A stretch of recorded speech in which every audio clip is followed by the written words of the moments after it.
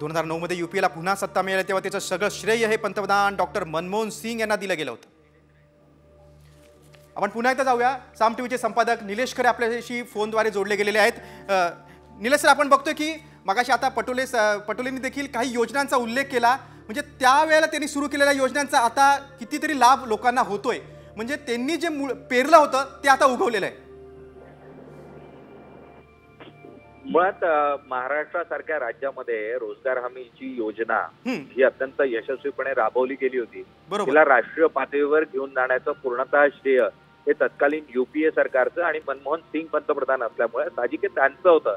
आणि या माध्यमातून गरिबाच्या हाताला काम मिळावं, ज्या दुष्काळग्रस्त परिस्थितीमध्ये शेतकऱ्याच्या हाताला काम मिळावं, अशा स्वरूपाचं धोरण जे आहे ते मनमोहन सिंगांच्या काळात राबवलं गेलं. इतकंच नाही तर अन्नाचा अधिकार म्हणजे फूड सिक्युरिटी बिल जे आहे ते मनमोहन सिंगांच्या काळात आलं.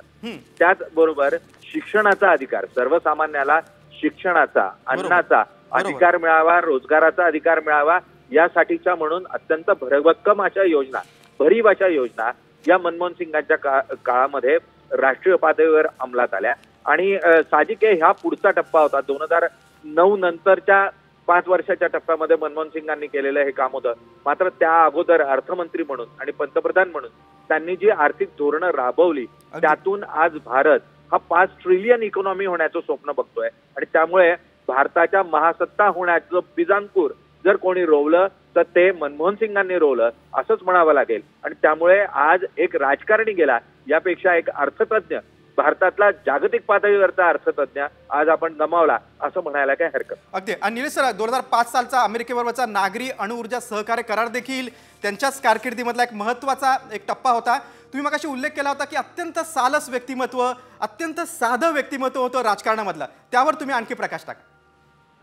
मुळात जागतिक पातळीवर नावाजलेला आणि अमेरिकेसारख्या अर्थसत्तेनंही ज्याचा आर्थिक धोरणात सल्ला घ्यावा असं व्यक्तिमत्व म्हणून मनमोहन सिंगांकडे बघितलं जात होतं. त्यावेळेचे अमेरिकेचे राष्ट्राध्यक्ष बराक ओबामा यांनी सातत्यानं वेळोवेळी उल्लेख हा मनमोहन सिंगांचा आणि त्यांच्या अर्थनीतीचा केलेला होता. इतकंच नाही तर अनेक संकट काळात म्हणजे 2008च्या आर्थिक मंदीच्या, जागतिक मंदीच्या काळामध्ये आपण कोणाकडून मार्गदर्शन घेतलं, कोणाचा सल्ला घेतला तर तो मनमोहन सिंगांचा घेतला असा थेटपणे उल्लेख बराक ओबामा यांनी केला होता.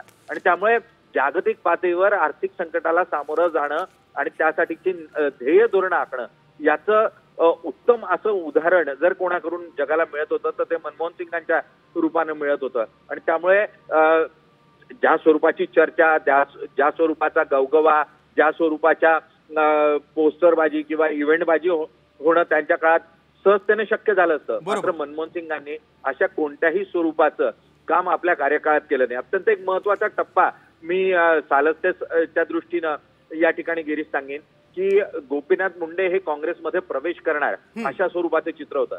ते संसदेतले उपनेते होते आणि ते काँग्रेसमध्ये जवळजवळ प्रवेश करणार अशा स्वरूपाचं निश्चित असं चित्र समोर आलेलं होतं.